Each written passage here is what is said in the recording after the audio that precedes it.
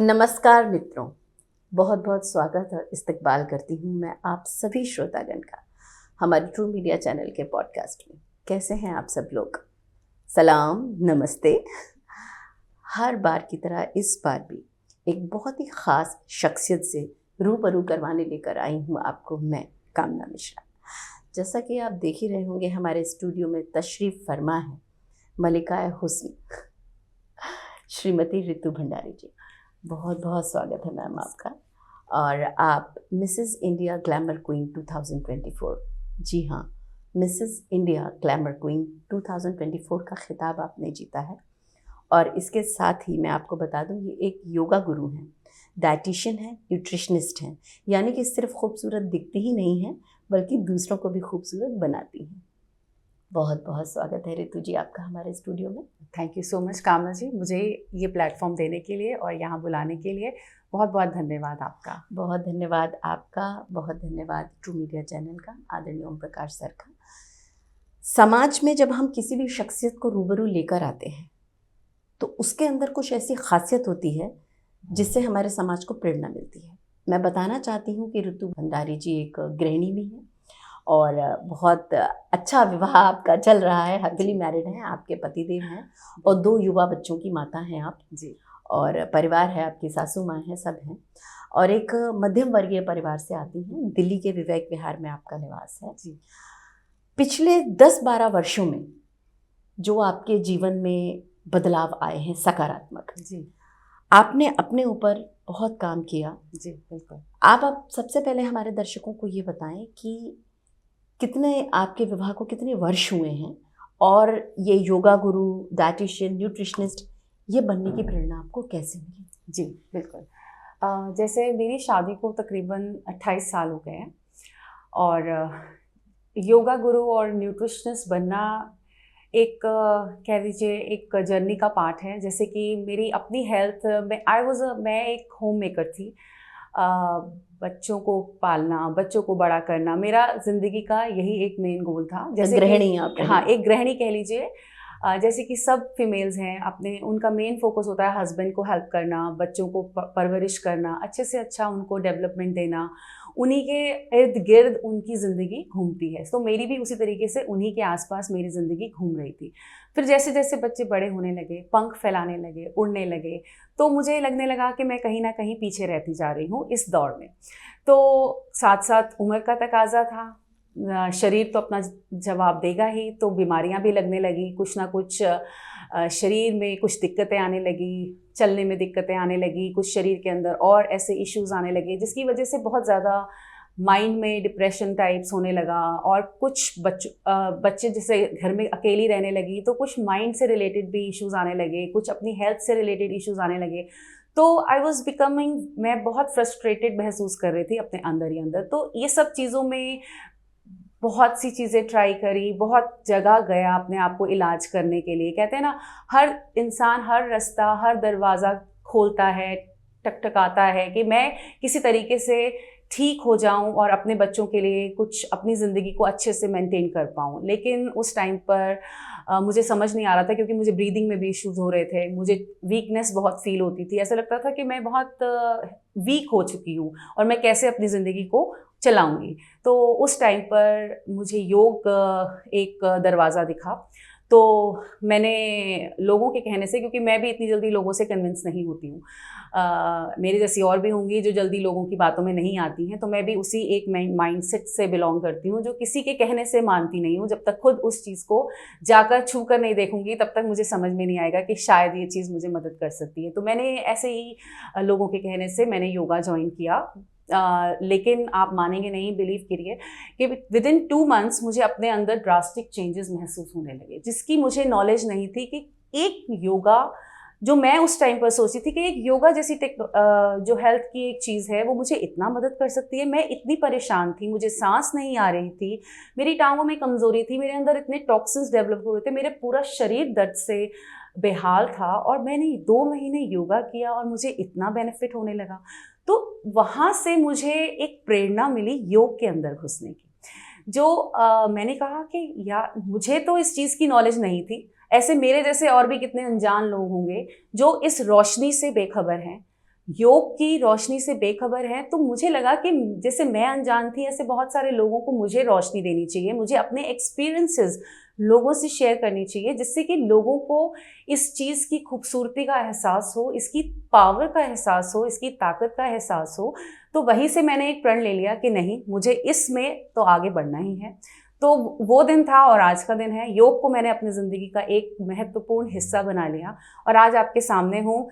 पूरी आप मेरे को भली भांति देख रहे हैं, फुल एनर्जेटिक फॉर्म में देख रहे हैं। आजकल अब लोग आके मुझसे पूछते हैं मैम आप क्या करते हैं, आप खाते क्या हैं, you are reversing your as.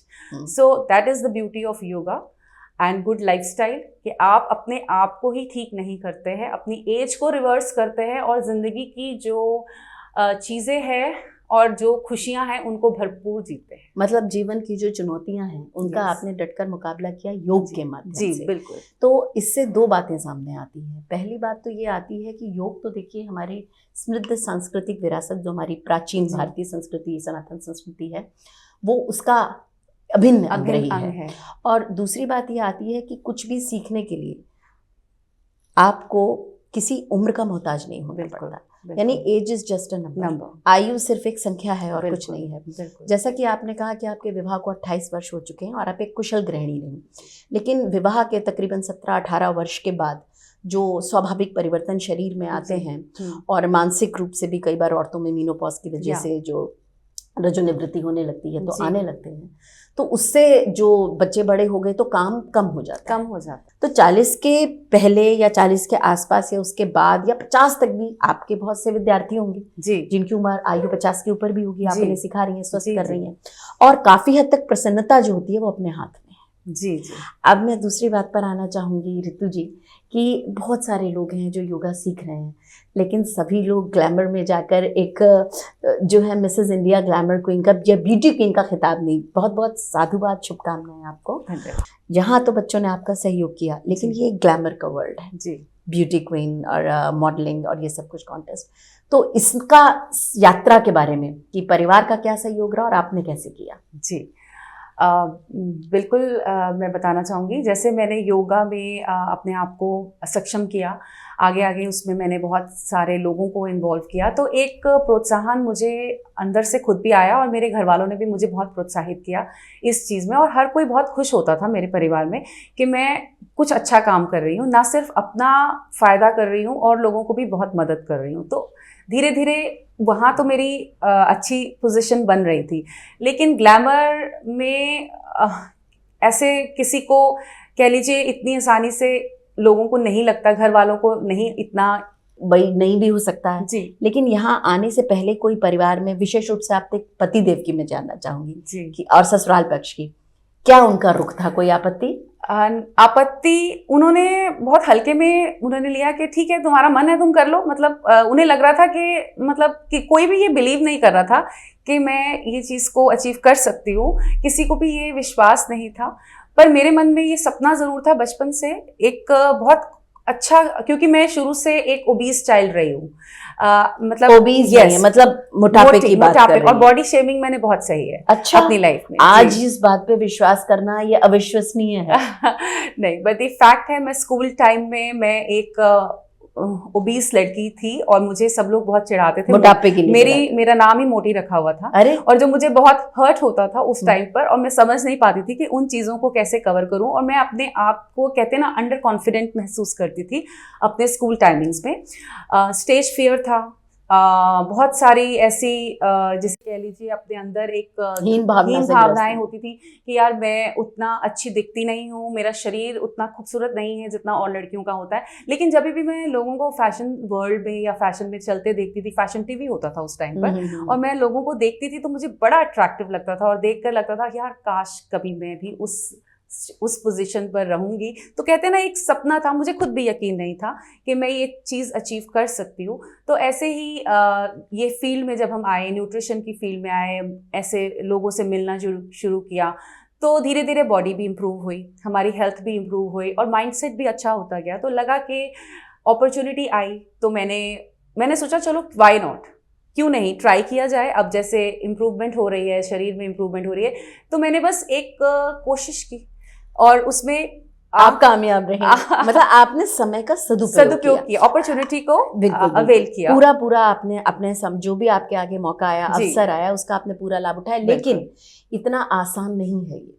जैसा आपने कहा कि आप एक मोटापे से ग्रस्त रही और आपके पतिदेव ने आपको रोका नहीं, सबसे बड़ी बात ये। ठीक है, उनको ये नहीं लगा होगा आप खिताब जीतेंगे, लेकिन उनका मन है तो आप कर लो। जैसे बहुत से घरों में तो ये है कि आपको आज्ञा ही नहीं, ये समस्या आपके आगे नहीं आई। तो पहले तो बहुत बहुत बधाई और शुभकामनाएं आपके पतिदेव को। इसलिए थैंक यू सो मच। देखिए, इसका आई एम ब्लेस्ड। जी बिल्कुल, आप बहुत सौभाग्यशालिनी हैं, क्योंकि देखिए परिवार में स्त्री और पुरुष वो मायके में पिता और भाई के रूप में, हमारे ताऊ जी दादाजी के रूप में होते हैं, और ससुराल में पति, जेठ और ससुर जी के रूप में होते हैं। तो हमारा कहने का मतलब है कि स्त्री पुरुष दोनों समाज की इकाई हैं, दोनों के सहयोग से ही कुछ होता है। इसलिए आपका परिवार इस बात के लिए एक उदाहरण है समाज में कि जैसे इनके पतिदेव ने इनको कोई मना नहीं किया, कम से कम आपको पता नहीं है, अगर मना कर देते तो बात वहीं रुक जाती। वहीं रुक जाती, क्योंकि महिलाओं की ये आदत होती है कि वो परिवार में शांति चाहती है। कला क्लेश रोकने के लिए बहुत कम है ऐसे जो इस चीज के लिए लड़ेंगे, क्योंकि आप ऑलरेडी योगा में थी। अब दूसरी बात पर आते हैं कि सपने देखने की और उन्हें साकार करने की कोई उम्र नहीं होती। इसका जीवंत उदाहरण मेरे सामने स्टूडियो में आया, आप भी रूबरू हो रहे हैं। जो हम यहाँ पर शूट कर रहे हैं, इसको लाखों करोड़ों लोग देखने वाले हैं, और भविष्य में हमारे बाद भी इसे हमारी आने वाली पीढ़ियां देखेंगी। कोई भी व्यक्ति इच्छा शक्ति से किसी भी मुकाम को हासिल कर सकता है। अब आप इस यात्रा के बारे में बताएं जो चंडीगढ़ में हुआ। उसमें आपको क्या तैयारी करनी पड़ी? और ये सब पूरी यात्रा आपकी ब्यूटी ग्लैमर को। बिल्कुल। तो जैसे मैंने बताया, पहले तो घर में एक अपने ही बच्चों को बताना और अपने पति को बताना, ये भी एक जंग थी क्योंकि लग रहा था, अपने आप को ही एम्बैरेसिंग सा फील हो रहा था, अपने आप से एक युद्ध था कि मैं कैसे बताऊं। अब अंदर से लगता है ना कि यार वो मेरा मजाक उड़ाएंगे कि अब तुम्हें क्या पड़ी है, लाइक यू आर नियरिंग, आप 50 साल के होने वाले हो, अब आपको क्या जरूरत पड़ी है इन सब चीज़ों की। तो वो एक मजाक के पात्र ना बन जाऊं, और वहां से जाके और अगर मैं हार गई तो, और क्योंकि मुझे खुद पे यकीन नहीं था कि मैं जीतूंगी, तो वो एक बहुत बड़ा जंग था मेरे लिए। लेकिन फिर भी मैंने हिम्मत किया। कहते हैं ना, हिम्मत करनी, इंसान को हिम्मत करनी कभी नहीं छोड़नी चाहिए। कहते हैं मिला ना मिला वो तो एक अलग बात है, कोशिश भी ना करूं तो वो तो गलत बात है। कोशिश करने वालों की हार नहीं, कोशिश करने वालों की कभी हार नहीं होती। बच्चे आपके, जैसे आपने बच्चों के लिए बताया, तो अब मैं चाहूंगी कि आप बच्चों के विषय में बताएं। बच्चे भी बस ठीक है, आपकी मर्जी है मम्मी, कर लो जो आपको करना है, आप बस खुश रहने चाहिए। बच्चों का भी यही एक आंसर था कि आपका दिल है तो आप करिए, आप बस आपको खुशी मिलनी चाहिए उस काम को करने में, क्योंकि सबका मेन यही रहता है कि हमारी मम्मी हैप्पी रहे। मेन उन लोगों को यही रहता है कि उनकी मम्मी को खुशी होनी चाहिए। और मैंने कहा हम नहीं बताएंगे जब तक कुछ हो नहीं जाता, नहीं आया तो ना आया, कोई बात नहीं, और अगर जीत गए तो फिर वाह वाह, क्या बात है। इसके बाद जैसे आपकी सासू माँ हैं, आपका ससुराल पक्ष है, आपके मायके हैं और आपके मित्र हैं, बच्चे हैं, उनका नेचुरल सी बात है, उन्हें बहुत अच्छा लगा। फिर भी मैं आपके मुख से सुनना चाहूंगी कि उनको कैसा लगा। सब लोग बहुत खुश हुए, सब लोग बहुत, आज की डेट में कोई ऐसा नहीं है जिसने मुझे बधाई ना दी हो इस चीज़ के लिए, और सब लोग बहुत प्राउड महसूस कर रहे हैं, बहुत अच्छा महसूस करते हैं। जब मैं अपने माँ बाप को देखती हूँ और उनकी नज़रों में अपने लिए एक प्राउड महसूस करती हूँ, तो मुझे बहुत खुशी होती है कि मैं अपने माँ बाप को इतनी खुशी दे पा रही हूँ, अपने घर वालों को खुशी दे पा रही हूँ। जब मेरे बच्चों से आके उनके फ्रेंड्स पूछते हैं यार आपकी मम्मी तो क्या ही कर रही है, तो मुझे बड़ा क्या ही करना चाहती हैं वो। बहुत खूबसूरत आप लग रही हैं। देखिए, नारी और सृष्टि ये सौंदर्य का प्रतीक सदैव रहा है। मैं तो कहती हूँ हमारा जो काव्य है, साहित्य है, आपने पढ़ा है, मैंने पढ़ा है, पढ़ रहे हैं, अधूरा है प्रकृति के सौंदर्य, नारी के सौंदर्य के बिना। हर नारी को सुंदर दिखने का पूरा पूरा अधिकार है, बाहरी रूप से भी, सौंदर्य का अर्थ यहाँ पर स्वस्थ रहने से भी, स्वस्थ रहने और आंतरिक रूप से भी। ऐसा नहीं है कि अगर आप ब्यूटी क्वीन नहीं है तो आप सुंदर नहीं, बिल्कुल सबका अपना अपनी यात्रा है। बिल्कुल। अपने मायके के विषय में बताएं, माता पिता भाई बहन कहाँ हैं, क्या करते हैं? जी, मेरे मम्मी पापा भी हमारे इस दिल्ली में ही हैं, प्रीत विहार में उनका रेजिडेंस है, और दोनों अकेले हैं, तो मेरी बहुत हद तक जिम्मेदारी है उनके पास, उनकी देखभाल करना भी मेरी जिम्मेदारी है। तो मेरा एक मेन एम होता है कि मैं रोज़ एक बार दिन में ज़रूर उनसे मुलाकात कर लूँ और आधा पौना घंटा अपने पेरेंट्स के साथ ज़रूर बिताऊँ। जिससे कि वो, क्योंकि मेरा भाई यहाँ नहीं रहता है, वो बाहर रहता है, वो अब्रॉड रहता है, वो वहाँ पर चार्टर्ड अकाउंटेंट है, अलॉन्ग विद दैट वो वहाँ पर रियल एस्टेट का भी काम करता है, तो वो उसका अपने काम, बहुत सारे काम है, तो मम्मी पापा यहाँ अकेले हो जाते हैं। तो मेरी बहुत कोशिश रहती है कि मैं मम्मी पापा को जितना भी वक्त मिल सके उसमें से मैं अपना थोड़ा सा वक्त अपने पेरेंट्स को ज़रूर दूँ, जिससे कि उन्हें अकेलापन महसूस ना हो। और आपके सास ससुर? वो तो हमारे साथ ही रहते हैं, जॉइंट फैमिली है हमारी, तो हमारे हम लोग सब एक साथ ही रहते हैं। उनकी भी जो परेशानियां होती हैं, तो कोशिश रहती है इस भाग दौड़ में, भागते दौड़ते कहाँ कैसे उन लोगों को भी पूरा सेटल करते रहें। जिस तरीके से भी मैं अपनी तरफ से, अपनी सर्विसेज से, अपनी जो भी बातचीत से उनका अगर कुछ हेल्प कर पाऊँ, तो मेरी कोशिश यही रहती है कि मैं सबका सामंजस्य बनाकर एक साथ सबको लेके चलूं। रितु जी, सबसे पहले तो मैं आपसे ये कहना चाहूँगी कि ये बहुत सौभाग्य की बात है कि आपको अपने माता पिता, सास ससुर की सेवा करने का अवसर मिल रहा है। आज के समाज में जब बहुत दुख होता है कि वृद्धाश्रम बढ़ रहे हैं, ऐसी एक बेटी, ऐसी एक बहू यहाँ रूबरू है, उपस्थित है, आप सबसे बातचीत कर रही है, लगातार कह रही है मैंने परिवार को देखा है, मैंने बच्चों को देखा है, मायके की यानी माता पिता की जिम्मेदारी भी उठा रही हैं और अपने सास ससुर की भी। माँ बाप के आशीर्वाद से बढ़कर कुछ नहीं है, यही हमारी भारतीय संस्कृति है, बिल्कुल यही भारतीय नारी है। एक निजी प्रश्न ये जो मेरे श्रोताओं के मन में अवश्य उठेगा कि देखिए, जो आपका ब्यूटी कॉन्टेस्ट हुआ जी, इसमें एक बिकिनी राउंड आता है जी, जो जी, ज्यादातर लोगों को मालूम है, जी जिस पर बहुत तेज आपत्ति हो सकती है। मैं माता पिता और समाज की बात नहीं कर जी रही, जी बच्चों को भी आपत्ति हो जी, सकती है, जी। आपके युवा पुत्र को भी आपत्ति हो जी सकती बिल्कुल है। वो कैसे आपने हैंडल किया? था, नहीं था, क्या था दर्शकों को? जी, वो मैं सौभाग्यशाली हूँ कि मेरे इस कॉन्टेस्ट में वो वाला राउंड ही नहीं था। वो वाला हमें मौका ही नहीं आया कि हमें उस तरीके से इस चीज़ का करना पड़े, सामना करना पड़े। अंग प्रदर्शन का कुछ हाँ, नहीं अंग था? प्रदर्शन का मेरे वाले जो पेजेंट था उसमें ऐसा कोई डील नहीं था।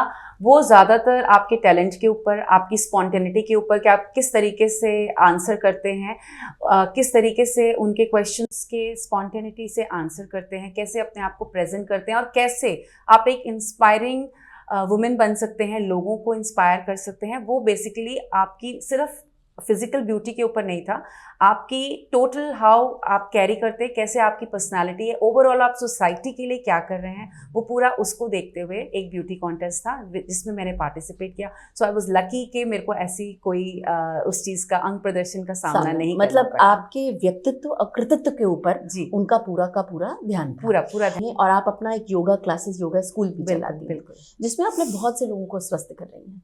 मैं तो कह रही हूँ कि आपका जो व्यक्तित्व है, आपका जो कृतित्व है, समाज में इतने लोगों के लिए प्रेरणा है। पता नहीं इस साक्षात्कार को देखने के बाद न जाने कितने लोगों के जीवन में बदलाव आएगा। बहुत सारे लोग इस धरती पे शायद आते ही इसलिए हैं कि उनके व्यक्तित्व कृतित्व से समाज में और लोगों के व्यक्तिगत जीवन में एक बहुत सकारात्मक बदलाव आए। आप जिसकी प्रतीक हैं। सो मच, ये बहुत बड़ी बात है मेरे लिए। आपने ये सोचा और आपने ये कहा, ये बहुत बड़ी बात है मेरे लिए भी, क्योंकि मैंने ऐसा, मुझे लगता है, कुछ नहीं किया है। मैं बस अपना कर्म कर रही हूँ। जो चीज़ें मेरे सामने आ कर्म रही ही करना हैं, आवश्यक है, कर्म ही लोग नहीं कर पाते। हाँ, बिल्कुल। अच्छा, और मैंने ये भी देखा कि इतने सारे उत्तरदायित्व के संग अभी आप बीजेपी में भी जुड़ी, वहां भी एक पद था आपका, बिल्कुल, और उसमें भी आपने पूरी ईमानदारी से, मतलब सामाजिक रूप से आप काफी सक्रिय हैं जी। तो ये सब कुछ आप कैसे करती हैं? देखिए, सबसे बड़ी बात है टाइम मैनेजमेंट की, बिल्कुल। अनुशासन प्रियता। मैं जानना चाहूंगी कि अनुशासन का महत्व तो है, पर आप अपनी दिनचर्या के विषय में सुबह से शाम तक क्या आपकी दिनचर्या है हमारे दर्शकों को? जी, मेरा दिन तकरीबन जल्दी शुरू हो जाता है, 5:30 पौने 6, और मैं 6:30 घर से बाहर होती हूँ, क्योंकि योग है तो योग में सुबह सुबह का काम तो करना ही पड़ेगा। मेरी कुछ सेशंस होते हैं, कुछ क्लासेस होती हैं, क्लासेस लेते हैं, सेशंस कराते हैं लोगों के लिए। हमारी ये ड्यूटी है, अगर हम योग गुरु हैं तो लोगों को हमें योग कराना है। उसके बाद बीच में वक्त मिलता है, फिर हम अपना थोड़ा देखते हैं, अपना घर आते हैं, थोड़ा घर मैनेज हो जाता है। हेल्प्स रखी हुई हैं, क्योंकि सब कुछ अगर मैं करूँगी तो वो पॉसिबिलिटी वो संभव नहीं है, और अगर क्योंकि हम सुपर वुमेन तो है नहीं, तो हमें अपनी रिस्पॉन्सिबिलिटीज़ को डेलीगेट करना पड़ता है, आगे आगे हमें अपनी हेल्प्स को लेना पड़ता है। सो मैं बहुत लकी हूँ, या कह लीजिए वो उनका मेरे से इतना प्यार है, मेरी हेल्प्स का। आज 20-20 साल से मेरे साथ जुड़ी हुई हैं। मेरे सारे ड्राइवर्स, मेरे सारे जो हेल्प्स हैं, वो सब 20-20 साल से हमारे साथ जुड़े हुए हैं। सो ये हमारे एक सौभाग्य कह लें हम अपना, कि वो हमारे साथ इतने सालों से हैं और हम उन पर पूरा आंख बंद कर विश्वास कर सकते हैं। सो कहते हैं हम प्यार देंगे तो प्यार मिलेगा, तो हमें विश्वास करना पड़ता है और वो हम पे, और प्यार देते हैं तो वो भी हमें उसी तरीके से दोनों हाथों से हमें प्यार करते हैं। तो मेरी हेल्प्स भी कहती हैं कि भाभी तुम एक दिन नहीं दिखती हो तो हमारा दिल नहीं लगता है। मैं बस एक यही बात आपसे कहने वाली थी कि यदि आप ये कह रही हैं, इससे आपके व्यक्तित्व के एक और पहलू के ऊपर हमारा ध्यान जाता है कि आप बहुत मृदुभाषिणी हैं और आपका व्यवहार बहुत अच्छा है, जो कि नारी का एक अभिन्न अंग है, एक नारी सुलभ गुण है। वैसे तो सभी का व्यवहार अच्छा होना चाहिए, क्योंकि परिवार वाले तो देखो परिवार है। देखिए समाज में बहुत सारे लोग हैं जो हमसे प्रेरणा लेते हैं, कुछ लोग हमसे ईर्ष्या करते हैं, और कुछ लोगों का काम ही है ट्रोलिंग करना। उन्हें पता है गलत है, शायद वो टाइम पास करते हैं या उनके अंदर मनोरोग है, मुझे नहीं पता, लेकिन इन बातों का कभी कभी बहुत दुष्प्रभाव हो जाता है, आप जानती हैं जी। और ट्रोलिंग हो रही है आप सोशल मीडिया पे, क्योंकि अब आप एक सोशल फिगर हैं, तो आपको हर जगह देखा ही जाएगा। आप अपना मतलब सामाजिक रूप से बहुत सक्रिय हैं, आपका क्लास चल रहा है, बीजेपी से भी जुड़ गई हैं, ग्लैमर वर्ल्ड में भी आपका है। इसको, इस ट्रोलिंग को, इस नकारात्मक प्रतिक्रियाओं को कैसे हैंडल करती हैं आप और आपका परिवार? ऐसा है, हैंडल मैं इतना अपने आप को व्यस्त रखती हूँ कि मुझे ज़्यादा तक वक्त ही नहीं मिलता इन चीज़ों पर ध्यान देने का कि कोई मेरे बारे में क्या सोच रहा है क्या नहीं, क्योंकि मुझे मेरी दिनचर्या इतनी ज़्यादा एक्टिव रहती है कि मुझे सच में होश नहीं होता कि हाँ मैं बस अपना कर्म करती हूँ और मैं उसके बाद छोड़ देती हूँ। अगर मैंने सोशल मीडिया पे कुछ डालना है डाला और मैंने उसे छोड़ दिया, उसके बाद कोई अगर सोच भी रहा है तो अपने मन में सोच रहा है। मुझे अपना काम करना है, मुझे अपना जो मुझे अच्छा लगता है और जो जिससे मेरे परिवार को हानि नहीं हो रही, और मेरा परिवार अगर मेरे साथ है तो मुझे कोई डर नहीं है कि कोई क्या सोचता है क्या नहीं सोचता है। मेन इंपॉर्टेंट चीज़ है कि मेरी फैमिली हैप्पी रहनी चाहिए और मैं खुश रहनी चाहिए। उस काम को करके मुझे खुशी मिलनी चाहिए। तो अगर मुझे उस काम को करके खुशी मिल रही है तो मैं वो काम कर रही हूँ। और अगर किसी को ईर्ष्या है तो ठीक है, उसके पास भाई कुछ तो लोग कहेंगे, लोगों का काम है कहना। तो अगर हम चिंता यही करते रहेंगे कि लोग क्या कह रहे हैं तो फिर हम काम कौन करेगा। मैं आपकी बात से ये निष्कर्ष निकला कि स्वयं को व्यस्त रखो। अभी हमारे दर्शकों को बताइए कि खाने पीने में एक संतुलित पौष्टिक आहार की जानकारी तो सभी को है जी, लेकिन लोग फॉलो नहीं कर पाते कि जी हम उबला हुआ नहीं खाएंगे, हम टेस्ट के पीछे कैसे। लेकिन ऋतु जी आप बताएं ईमानदारी से, अगर आप फूड में चीट भी करते हैं, क्योंकि देखिए स्वादिष्ट भोजन पे भी हमारा अधिकार है, तीज त्योहार भी आते हैं, होली है तो गुजिया है, दिवाली है तो गुलाब जामुन है। आप बताएं कि आपका जो है पौष्टिक आहार कैसे रहता है?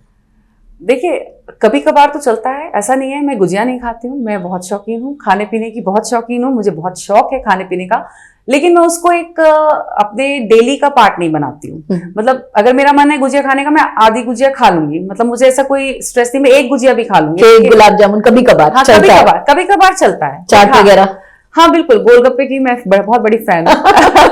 मैं भी आप सबकी तरह हूँ, लेकिन चटपटा ना खाए तो मिला क्या। हाँ, लेकिन रोजमर्रा में नहीं कि हाँ डेली का हो रहा है कुछ ना कुछ, कभी कुछ हो रहा है, कभी छोले भटूरे हो रहे हैं, कभी चाट हो रही है, सुबह छोले भटूरे खा लिए, शाम को जाके चाट खा लिए, तो वो एक गलत है। वो आपके अंदर एक टॉक्सिन्स क्रिएट करेगा, आपको इन्फ्लेमेट कर देगा अंदर से, तो वो चीज नहीं करनी है। दिन में आप इन्फ्लेमेट का मतलब बॉडी के अंदर सूजन आ जाती है, मोटापा जो फूलापन जो ब्लोटिंग कह सकते हैं, सूजापन भी आ जाता है और टॉक्सिन्स डेवलप हो जाते हैं। इन्फ्लेमेशन का मतलब है कि मेरे शरीर के अंदर टॉक्सिन्स बढ़ गए हैं, यानी कि जिसे कहते हैं ना बैक्टीरियाज और रॉन्ग बैक्टीरिया, तो मोटापा जो है वो गलत रूप से बढ़ गए हैं। तो मुझे अपने अंदर से फील होता है कि हाँ मुझे प्यास ज्यादा लग रही है, मेरे को कुछ वो आपको शारीरिक तौर से आपको दिखता है, आप थकावट फील कर रहे हैं, आप उतना एनर्जेटिक फील नहीं कर रहे हैं, आपका माइंड सुन हो रहा है।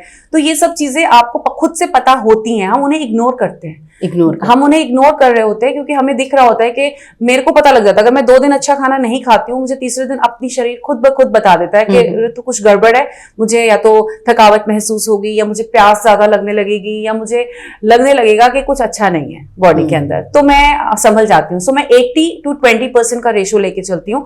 80% हेल्दी खाना है और 20% मैं गड़बड़ कर सकती हूँ। तो क्या खाती हैं हमारी ब्यूटी क्वीन ऋतु भंडारी? देखिए मैं सच बताऊं, क्योंकि इतना सब कुछ हमारे को करने के लिए है, तो खाने पे बहुत ज्यादा वक्त मैं वेस्ट नहीं करती हूँ।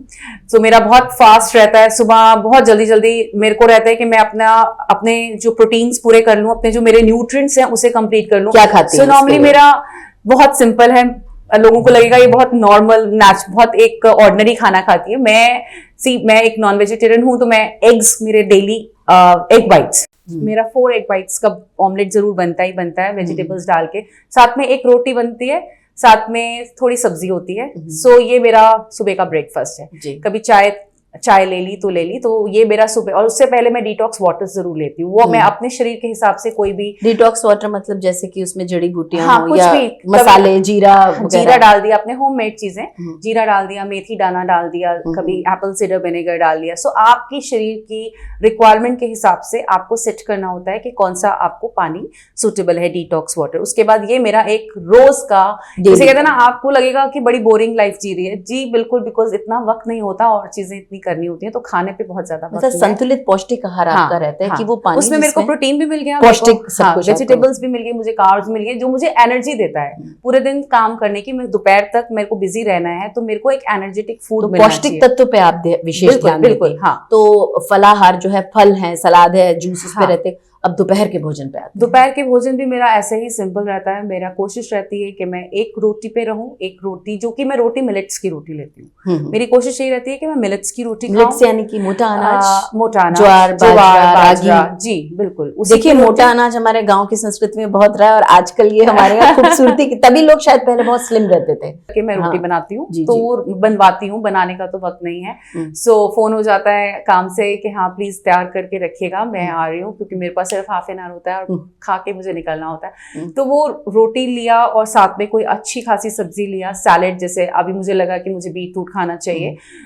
उससे एक हमारे अंदर नाइट्रिक ऑक्साइड बढ़ता है, जो आपके अंदर ज्यादा एनर्जी डेवलप करता है। तो मैंने बीटरूट का सैलेड, साथ में रेडिश का सैलेड, और दाल वगैरह भी, हाँ दाल भी, कभी दाल ले लिया, कभी सब्जी ले ली, कभी पनीर ले लिया, कभी चना ले लिया। सो उस तरीके से प्रोटीन ऐड करना है डाइट। चावल का क्या रहता है? चावल once in a while. Brown rice ठीक है? ब्राउन राइस ठीक है, हाई फाइबर ऐड करते हैं, सैटिस्फैक्टरी लेवल अच्छा रहता है, यानी कि भूख कम लगती है। मैं थोड़े से ब्राउन राइस खा लूंगी तो मुझे भूख कम लगेगी, तो खा सकते हैं, ऐसा नहीं है। देखिए, बैलेंस आपको रखना है कि आपके लिए कितना डाइट इंपॉर्टेंट है। अगर आप मोटे हो रहे हैं तो वहीं से आपको पता लग जाता है कि आपके कपड़े टाइट होने लगे हैं, तो अपना थोड़ा सा डाइट रिड्यूस करना चाहिए। थोड़ा डिटेल में आपसे पूछूंगी तो उसकी फीस है। बिल्कुल, क्योंकि आप डाइटिशियन हैं और उसकी फीस है, क्योंकि आप डालते रहते हैं सोशल मीडिया पे कि इतना वजन था और इतना हो गया। तो रितु भंडारी जी से आप डाइटिशियन जो हैं, आप मतलब क्वालिफाइड डाइटिशियन हैं, आपने पढ़ाई भी करी है। ये पढ़ाई के लिए समय, देखिए एक डाइटिशियन और न्यूट्रिशनिस्ट होना इतना आसान नहीं है। आजकल तो व्हाट्सएप यूनिवर्सिटी चल रही है, गूगल बाबा हैं, हर कोई पढ़ के बन रहा है, लेकिन आपने उसको क्वालिफाई किया है, तो उसको पढ़ना, वो पढ़ाई का समय कहाँ से निकला आपके पास?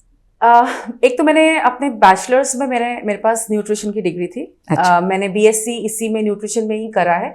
बट हाँ, उसके बाद मैंने शादी में व्यस्त हो गए जल्दी, पेरेंट्स ने, हाँ उस टाइम पर थोड़ा जल्दी ट्रेंड था शादी करने का, बच्चे भी जल्दी हो गए, तो हम लोग उसमें इन्वॉल्व हो गए। फिर ध्यान ही नहीं रहा कि ये सब चीजें हम इसको यूज करें। लेकिन जब लगा कि अब वक्त आ गया है, जब योग में जुड़े, उसके बाद लगा कि क्यों नहीं अपना कुछ इंडिविजुअलिटी क्रिएट करना, योगा तो सब करा रहे हैं, तो अपनी कुछ एक्स फैक्टर डालना है, तो कुछ तो उसमें इनोवेशन डालना होगा। तो वही मैंने कहा, जब मैं डाइट की हूँ एक्सपर्ट, तो मैं उसमें एक्सपर्टाइज करती हूँ। मैंने वहीं से न्यूट्रिशन बैकग्राउंड में मास्टर्स को परस्यू किया। जब मेरे बच्चे पढ़ रहे थे, साथ में मैं भी कोर्सेज कर रही थी। मैं भी उस टाइम पर एग्जाम्स की प्रिपरेशन करती थी, साथ में बच्चों की और मम्मी की परीक्षाएं चलती थी, साथ में परीक्षाएं चलती थी।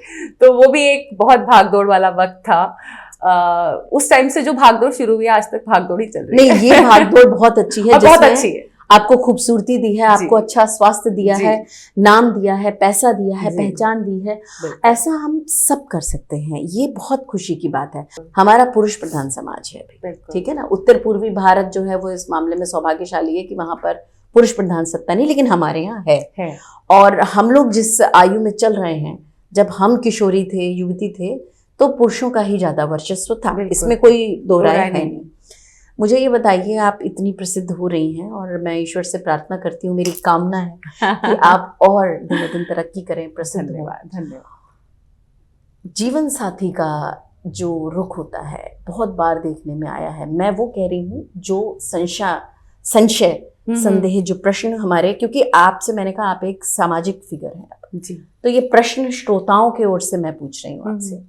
कभी आपके पति को असुरक्षा की भावना, हीन भावना, या उनका व्यवहार आपके प्रति कि अरे अब ये लोग कह रहे हैं कि ऋतु भंडारी के पति हैं, तो कभी आपको महसूस नहीं होता कि कुछ ऐसा उनके व्यवहार? नहीं, touch wood, I am so lucky and he is very confident. अपने अंदर एक सेल्फ सफिशिएंट है, बहुत अच्छा अपना बिजनेस करते हैं और उनका एक अलग पहचान है। क्या नाम है आपके पति देव का और क्या व्यापार है उनका? जी, मेरे पति मिस्टर रितेश भंडारी, वो अपना PB prefabricated building materials की उनकी पूरी इंडस्ट्री है, उसमें उनका टॉप मोस्ट लेवल पे उनका नेम है। तो उनका अपना एक अलग नाइच है जो उनका बना हुआ है इंडस्ट्रियल बैकग्राउंड में।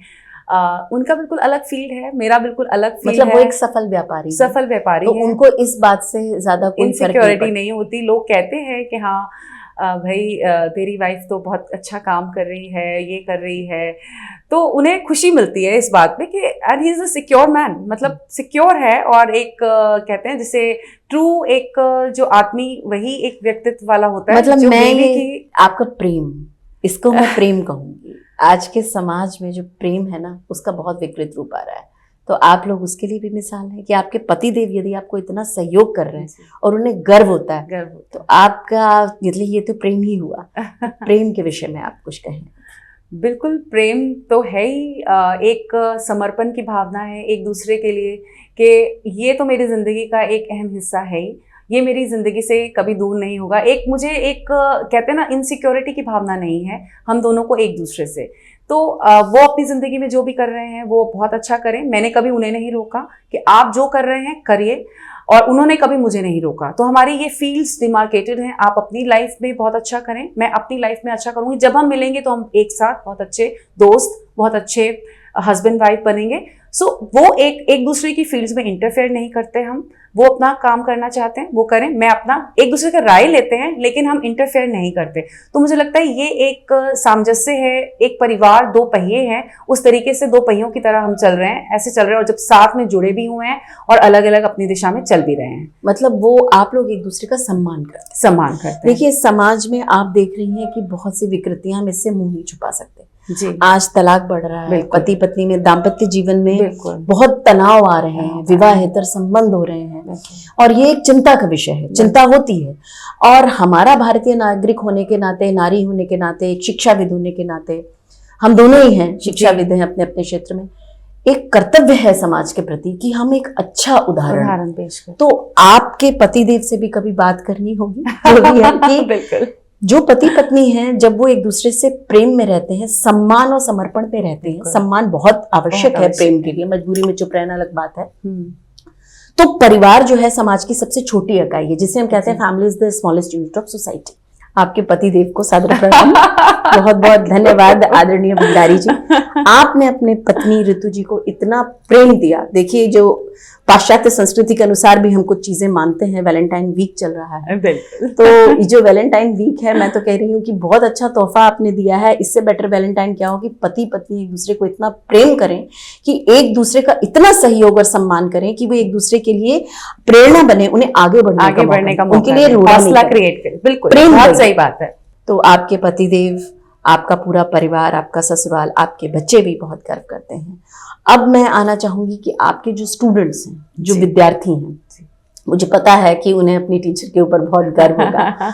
बाकी मुझे बताइए कि अभी आप एक योगा गुरु थी, डाइटिशियन थी, लोगों का वजन घटाया आपने, उनको स्वस्थ बनाया, लेकिन अब आप ब्यूटी क्वीन हैं। उसके बाद जो आपके विद्यार्थी हैं, उनका और समाज का, दोनों के मैं उत्तर आपसे चाहती हूँ, क्या दृष्टिकोण रहा?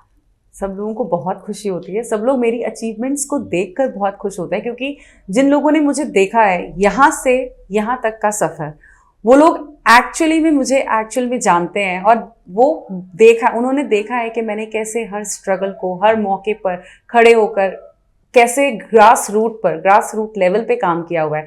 तो उन्हें मालूम है और उन्हें बहुत खुशी मिलती है इन चीज़ों को देख करके, कैसे कहाँ से कहाँ तक का सफ़र, और अभी कोई एंड नहीं है। बिल्कुल बिल्कुल, ये शुरुआत है, तो और बहुत मुकाम हासिल करने हैं। बहुत अच्छी बात है। देखिए, ये जो जज्बा है ना आपका, इतने हंस के मुस्कुरा के आपने कहा मुझे मुकाम हासिल करने, यही जज्बा होना चाहिए, क्योंकि जब व्यक्ति संतुष्ट हो जाता है ना, तो उसका विकास वहीं रुक जाता है। आपके विचार एक भारतीय नागरिक होने के नाते, एक महिला होने के नाते और एक शिक्षाविद के नाते कि आप योगा गुरु हैं, मैं आपके विचार सोशल मीडिया का जो मिसयूज आजकल हो रहा है उसको हटाते हुए इसका जो सकारात्मक पहलू है उस पर प्रकाश डालें और थोड़ा हमारे युवा वर्ग को प्रेरित करें, महिलाओं को भी कैसे इसका सदुपयोग किया जाए। बिल्कुल, सोशल मीडिया इतनी खूबसूरत चीज़ है। मैं जब छोटी होती थी, मुझे अच्छी तरह याद है, मेरे को नॉलेज गेन करने का बहुत शौक था और मुझे समझ नहीं आता था, मेरे दिमाग में इतने उत्सुकता भरे क्वेश्चंस आते थे जिनके आंसर्स मुझे नहीं मिलते थे। और आज की डेट में मैं एक चीज़ दिमाग में आती है और गूगल हमारे पास है, पूरा वर्ल्ड है जिसमें से हम चीज़ों को इन्फॉर्मेशन ले सकते हैं। सो कहते हैं बम्बार्डमेंट आई हुई है, अब आपके ऊपर है आप उसे कैसे इस्तेमाल करते हैं, आपके ऊपर है कि उस अच्छाई को कैसे यूज़ करते हैं। जैसे कि हम लोगों को इन्फॉर्मेशन की बिल्कुल अवेयरनेस नहीं थी कि कहाँ से ढूंढना है, आप लोगों के पास तो पूरा अंबार है, माध्यम ही नहीं था, हम लोगों के पास माध्यम ही नहीं था, इंसाइक्लोपीडियाज होते थे और इंसाइक्लोपीडियाज उसके भी बहुत एक्सपेंसिव होते थे और हम लोग अफोर्ड नहीं कर सकते थे क्योंकि हम मिडिल क्लास फैमिली से थे। सो मुझे आज भी याद है कि वो 1500-1500 रुपए के इंसाइक्लोपीडियाज इतने मोटे मोटे लाइब्रेरी से इशू होते थे और हमारे पेरेंट्स मतलब उतना अफोर्ड नहीं कर सकते थे, तो हम लोग फिर चुप रह जाते थे कि ठीक है बुक्स में से जितनी नॉलेज आई। लेकिन आपके पास तो आप पूरा एक ज्ञान का भंडार है एक इंटरनेट के थ्रू, तो आप उसे यूटिलाइज करिए, उनसे नॉलेज सीखिए। एआई आ गया है, एआई ने तो रेवोल्यूशन ला दिया है, आप उससे इतना कुछ कर सकते हैं, उसे सीखिए। सो ये आपके ऊपर है कि आप कैसे इसके बेनिफिट्स को ले सकते हैं और इसको यूज करके कुछ अच्छा क्रिएट कर सकते हैं, ना सिर्फ खुद को ग्रो करने के लिए बल्कि एक सोसाइटी में एक सोसाइटी को बेटर बनाने में भी आप उसमें पूरी होड़ कर सकते हैं। सो मैं तो यही सब लोगों को एक मैसेज देना चाहूंगी कि इसको बेटर वे में यूज करें, ना कि सिर्फ नेगेटिव वे में। वो आपके ऊपर है, अच्छाई बुराई हर जगह है, बिल्कुल सिक्के के दो पहलू होते हैं, वो आपके ऊपर है कि आप कैसे उसमें से अच्छाई को अंदर धारण करते हैं और आगे बढ़ते हैं और अपनी ग्रोथ पे फोकस रखते हैं। मतलब यूज भी है और मिसयूज भी है। मतलब यहाँ भी ऋतु जी फिर अनुशासन वाली बात आ जाती है। ये नहीं आप सोशल मीडिया पे बैठे पढ़ने के लिए और फिर स्क्रॉल करके पता नहीं कहाँ घुसते, कहाँ चले गए, वहां भी अनुशासन आपको, क्योंकि देखिए युवा बच्चों को आप इतना अब देखिए आप इतनी वर्किंग है, इतना बिजी हैं, बच्चे भी आपके युवा हैं, तो आप थोड़ी ना उनके संग दिन रात निगरानी रख सकते हो, आप उनकी फोन ब्लॉक करोगे, अब ये नहीं हो सकता। तो ये अनुशासन स्वयं आपको स्वयं बच्चों के अंदर, आप सिर्फ रिवॉर्ड सिस्टम से उन्हें मोटिवेट कर सकते हैं, आप उन्हें प्रेरणा दे सकते हैं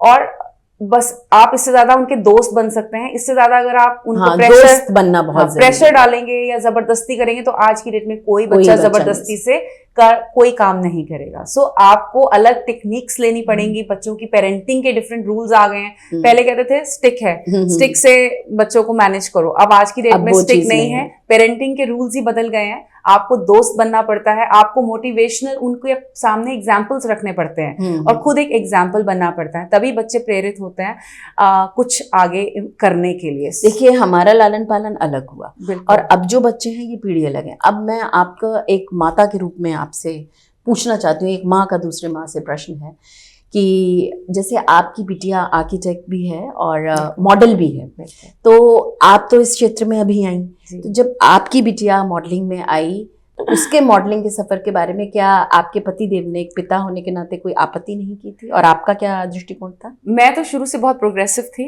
मैंने जैसे कहा मुझे बचपन से बहुत फैसिनेटिंग लगता था ये सारा चीजें, फैशन टीवी ये सब, तो मैं शुरू से बहुत प्रोग्रेसिव थी। तो मेरी डॉटर, मुझे था कि कुछ प्रभु की देन थी कि उसका लुक्स भी बचपन से ही वैसा था कि वो उसे दूर से देखते ही माशाल्लाह आप भी काफी खूबसूरत हैं, हाइट वगैरह बहुत सुंदर है आपकी। उसे दूर से देखते ही लोग कहते थे कि इसे तो मॉडल बनाओ, तो वो एक माइंड में उसके भी और मेरे भी शुरू से एक कहते हैं ना हम फिक्स हो जाती है चीजें। तो धीरे धीरे और पढ़ाई में भी भगवान की दया से वो बहुत अच्छी थी। She was self driven.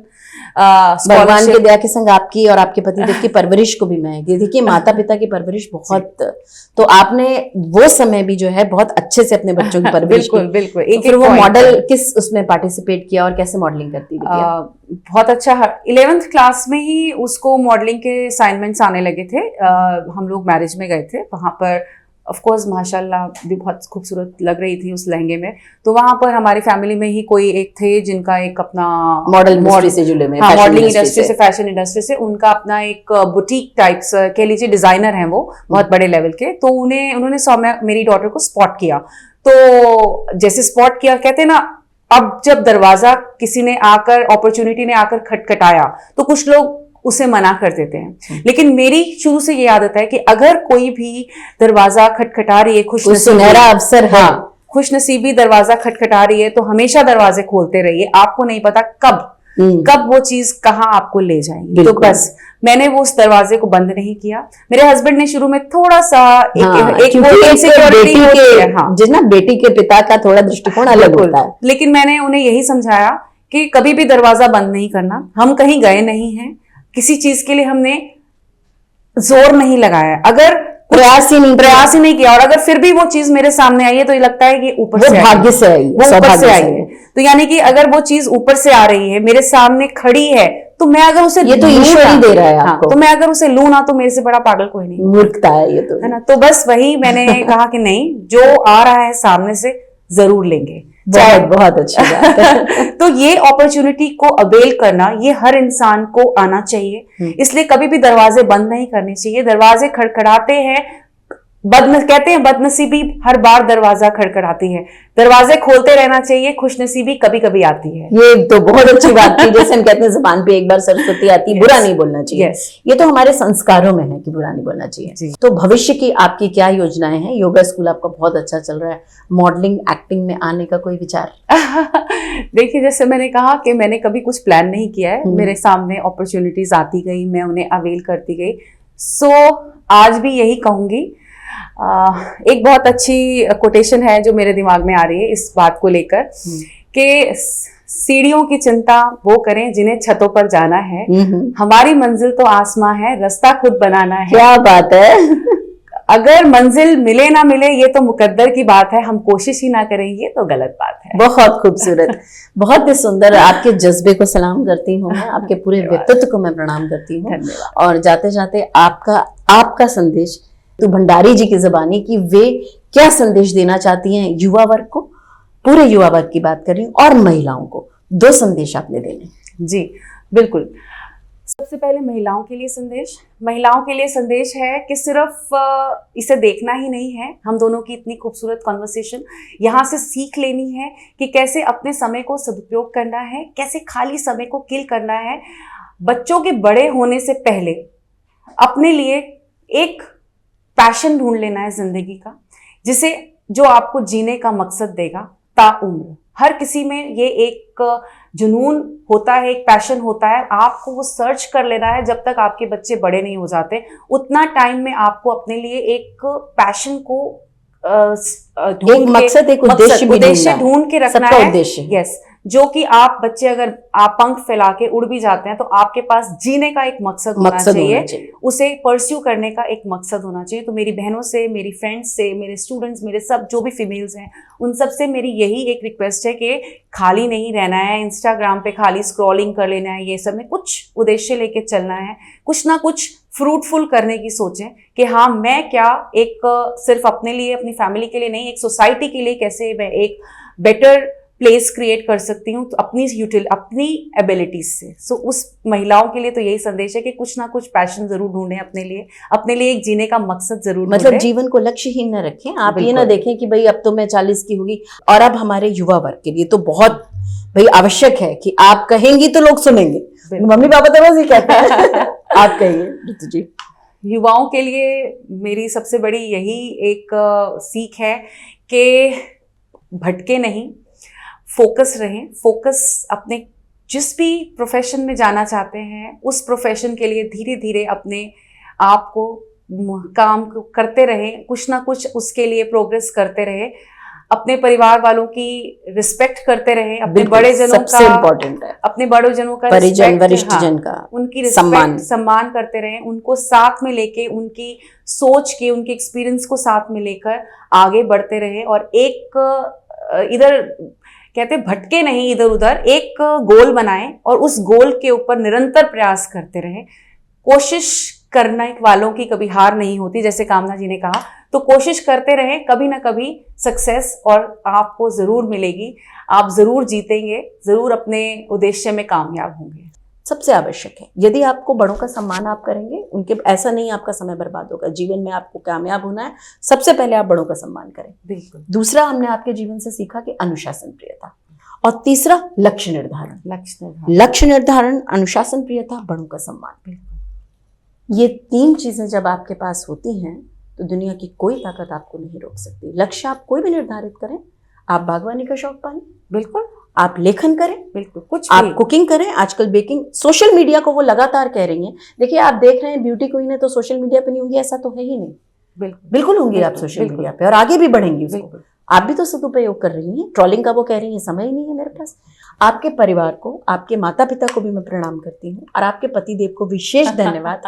आपके बच्चों को बहुत आशीर्वाद, और ट्रू मीडिया चैनल का और डॉक्टर ओम प्रकाश प्रजापति जी का भी मैं, कामना मिश्रा, बहुत बहुत धन्यवाद करती हूँ कि आप अवसर देते हैं अपने चैनल, अपने प्लेटफॉर्म पर ऐसी शख्सियत को लेकर आने का जो समाज में एक अच्छा सकारात्मक संदेश देती है।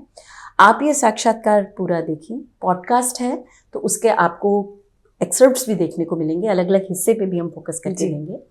तो रितु भाटिया जी, मैं, हम लोग तो शेयर करेंगे, आप भी अच्छी बातें हैं वो जितनी ज़्यादा फैलें, क्योंकि सोशल मीडिया का ये एक सदुपयोग है जी। कि एक अच्छा, अच्छा, ये भी एक सामाजिक कार्य है, बिल्कुल, ये भी एक बिल्कुल, सोशल वर्क है। बिल्कुल बिल्कुल तो इसको आप पहले देखें ईमानदारी से, उसके बाद लाइक करें, कमेंट करें, शेयर करें, सब्सक्राइब करें।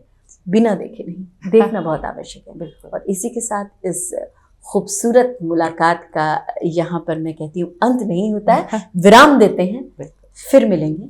नमस्कार। नमस्कार। अगर आप ये वीडियो YouTube पर देख रहे हैं तो हमारे चैनल को सब्सक्राइब करें और बेल आइकन को दबाना ना भूलें। अगर आप Facebook पर ये वीडियो देख रहे हैं तो हमारे पेज को लाइक करें।